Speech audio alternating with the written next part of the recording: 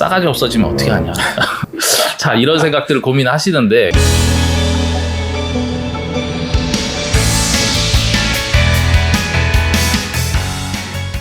문제를 남겨주시면 답은 저희가 찾겠습니다. 저희가 보통 법인을 설립할 때 법인을 활용하는 것, 그 다음에 법인의 장점, 단점 이런 걸 고려하는데 맞습니다. 사실 첫 번째는 아니 이 법인을 어떤 형태로 설립하느냐, 뭐 주식회사, 합자회사, 한명회사, 유한회사 다양한 형태의 법인들이 있는데 그 중에 무엇을 선택해야 되는지 이것을 우리 고객님들이 본인이 갖고 있는 애로사항과 한번 연결해가지고 한번 찍어보도록 하겠습니다. 네. 자, 일단은 오늘은 크게 이제 뭐 다양한 형태를 다 짚을 수는 없고 저희가 많이 추천하고 많이 또 우리 고객님들이 결정하신 주식회사, 유한회사 그리고 유한책임회사 네. 요 세 가지를 한번 비교해서 한번 이야기를 해보도록 하겠습니다. 일단은 명칭부터 조금 이해하고 가야 될 것 같아요. 명칭 중에 보면 주주, 사원 이런 얘기들이 있는데 네. 사원은 뭐 회사 직원인가? 뭐 이렇게 또 헷갈리는 분들이 그렇죠, 있는데 그렇죠. 요걸 좀 정리해 주시죠. 일단은 주식회사가 있고 유한회사가 있고 유한책임회사가 있잖아요. 근데 이제 공통적으로 주식회사는 또 자본금이 10억 이상이냐 10억 미만이냐에 따라서 조금 다른 규정이 있는데 별다른 언급이 없으면 공통으로 보시면 되고요. 일단 주식회사는 그냥 주주입니다. 유한회사와 유한책임회사는 사원이라고 하는데 이 사원은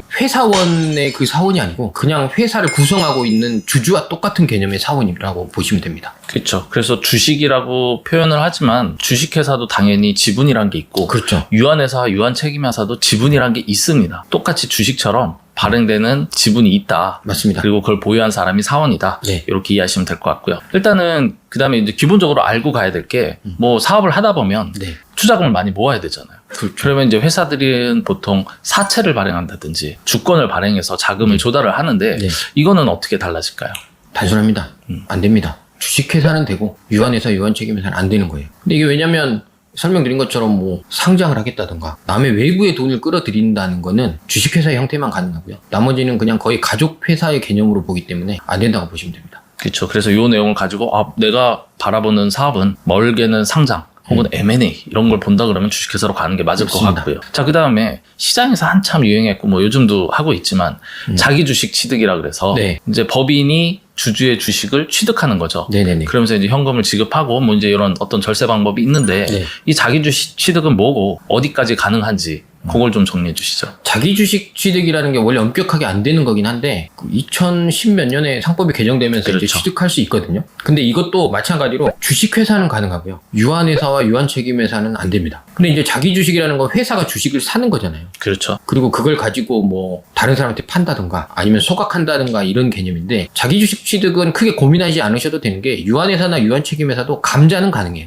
그러니까 주식을 취득해서 갖고 있는 건 안 되지만 감자는 가능하기 때문에 웬만한 건 다 되신다고 보면 되는데 명목적으로는 안 된다. 이렇게 이해하시면 될 것 같습니다. 네. 그렇기 때문에 뭐 지금 박세훈사 말을 조금 더 확대해 보면 우리 보통 이제 설립하시는 분들은 주주 혹은 사원으로 참여를 하는데 본인의 주식을 어떻게 좀 정리를 해서 법인의 자금을 좀 출구 전략으로 개인화하고 싶을 때 자기 주식 취득은 안 되지만 다른 방법이 있기 때문에 그거에 대해서는 크게 구애받지 않으셔도 된다 맞습니다. 정도로 이해하면 될 것 같고요. 자, 그 다음부터 이제 설립에 들어가면 네. 많은 분들이 질문해요. 나 혼자 설립할 건데 그 다음에 뭐 나하고 가족, 뭐 미성년 자녀 이렇게 해가지고 주주 구성할 건데 봤더니 감사가 있어야 돼요, 없어야 돼요에 따라서 다른 사람한테 또 서류를 요청하고 맞습니다. 또 서류 준비를 해야 되는데 어떻게 좀 차이가 있을까요?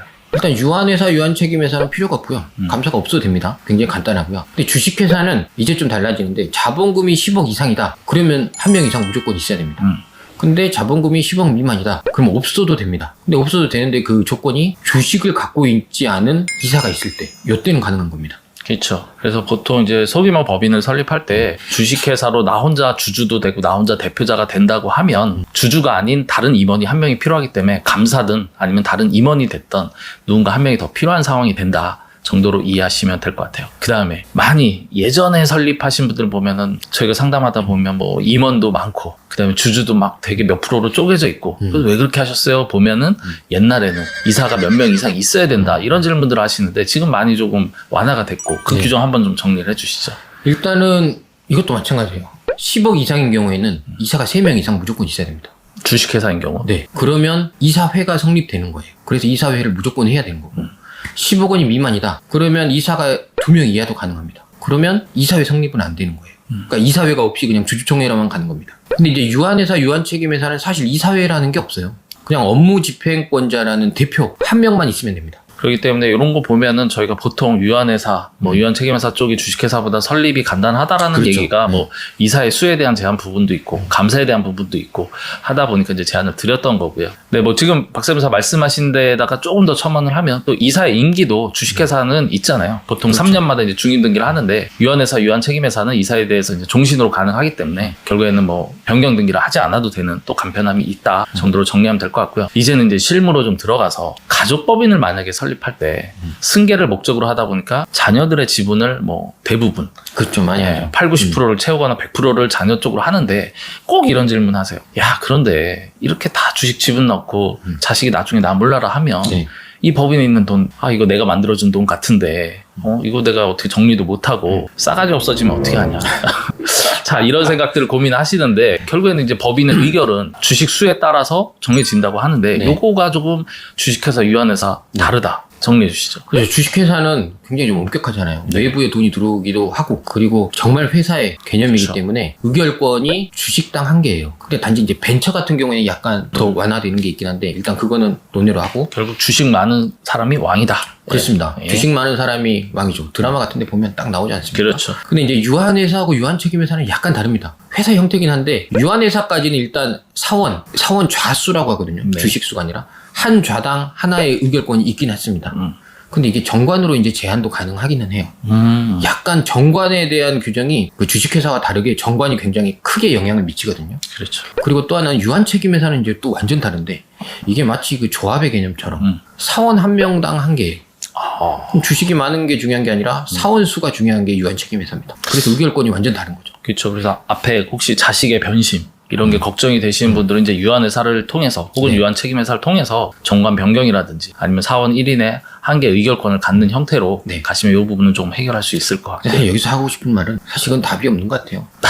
그러니까 자식이 불효를 했어. 그렇다고 뭐 딴 믿어야죠. 자식을 줄 건 아니잖아. 그렇죠. 믿어야죠. 그러니까 자식끼리 이거에 대한 의미는 있지만, 에이씨, 이거는 쉽지 않지 않나. 왜냐면 정말 돌아가시면 결국에는 상속권자가 되기 때문에. 자, 이렇게 하면 꼭 저희가 유한회사, 유한책임사가 조금 좋은 것처럼 했지만 뭐 늘 그렇지는 않은데 여기에서 이제 반론을 거시는 분들이 하나 있어요. 네. 아니, 주식회사가 아니면 뭐 지분을 양도하거나 거래하거나 이게 안 된다고 하던데 유한회사, 유한책임회사는 그렇기 때문에 주식회사 해야 되는 거 아닙니까? 라고 질문하는데 요거에 대한 오해와 진실 정리해 주시죠. 지분 양도는 주식회사나 유한회사는 그냥 가능한 겁니다. 아까 근데 말씀드린 것처럼 유한회사는 정관에 약간의 규제사항을 넣을 수 있고요. 유한책임회사는 완전 좀 다른데 사원의 동의가 필요합니다. 이 지분을 팔 때 다른 사원들의 동의가 있어야지만 팔 수 있게 되어 있습니다. 그러니까 여러분들이 오해하시는 지분 양도나 거래에 대한 부분이 주식회사만 가능한 게 아니고 그렇죠. 나머지 회사들도 가능하지만 다 가능하다. 예, 하지만 어떤 절차와 이런 거에 좀 차이가 있다 정도로 이해하시면 네. 될 것 같습니다. 마지막으로 우리가 예전 영상에 보면 외부 회계 감사를 받는 규정이 다르기 때문에 네. 어떤 분들은 유한회사 이쪽으로 좀 방향을 가셔야 된다라고 네. 했는데 혹시 회계 감사 제도 어떻게 달라질까요? 이제 이게 감사를 받는 거는 굉장히 귀찮은 일이잖아요. 그렇죠. 투명성을 위해서 하긴 하는데 이게 비용도 만만치 않고 굳이 내가 내 돈을 굴리면서 감사까지 내가 받아야 되나? 그렇죠. 이런 이제 짜증이 날 수 있어요. 근데 이제 규정을 먼저 설명드리면 주식회사와 유한회사는 감사를 일단 받습니다. 규정이 되면, 기준이 넘어가면. 근데 유한책임회사는 사실 감사를 받지 않아요. 아예 감사 규정이 없어요. 네. 그래서 저희 가족법인 중에 그 자산 총액이 500억 넘어가면 주식회사든 유한회사든 무조건 받아야 되거든요. 네. 근데 유한책임회사는 안 받기 때문에 이때 바꿔버리시는 분들도 좀 있긴 합니다. 그렇죠. 왜냐면 자산 총액이 500억 넘었지만 그냥 자기 돈만 투자해서 굴리는데 내가 감사까지 받아야 되냐? 이런 경우잖아요. 그래서 그렇죠. 이제 유한책임회사는 아예 감사의 기준이 없다. 이거 하나 말씀드리고, 그리고 주식회사, 유한회사의 차이는 일단 감사 기준을 좀 보면 첫 번째로 직전 연도에 매출액이 500억을 넘었다. 아니면 자산 총액이 500억을 넘었다. 그러면 그냥 감사 대상이 되는 겁니다. 그리고 이 기준에 못 미치는 작은 회사일 때 이제 말씀드린 기준에서 2개를 넘느냐 3개를 넘느냐가 있는데, 주식회사는 2개만 넘어도 감사를 받는 거고 유한회사는 3개를 넘어야 감사를 받는 건데, 이 기준을 좀 말씀드리면 자산 총액이 120억 이상, 부채 총액이 70억 이상, 매출액이 100억 이상, 근로자가 100명 이상이에요. 그러면 2개 넘는 데는 많습니다. 그렇죠. 네, 그냥 자산 총액하고 부채 총액만 가지고도 넘잖아요. 근데 유한회사는 3개를 넘어야 되기 때문에 매출액과 근로자에서 이 기준을 넘기는 쉽지 않아요. 그래서 주식회사에서 유한회사로 변경하는 분들이 또 많이 있습니다. 그렇죠. 네. 그리고 만약에 매출액이나 혹은 자산 총액이 500억이 넘어가면 그쵸. 그게 또 어차피 다르겠죠. 이거는 주식회사, 유한회사 모두 해당이 되기 때문에 유한 책임회사를 고려해라. 네. 이렇게 정리하면 될 것 같아요. 자, 오늘 빠르게 왔는데 네. 자, 오늘의 한 줄 평 하신다 그러면 자신의 목적에 맞게 형태를 고르는 것부터 전략입니다. 장단점을 비교하세요.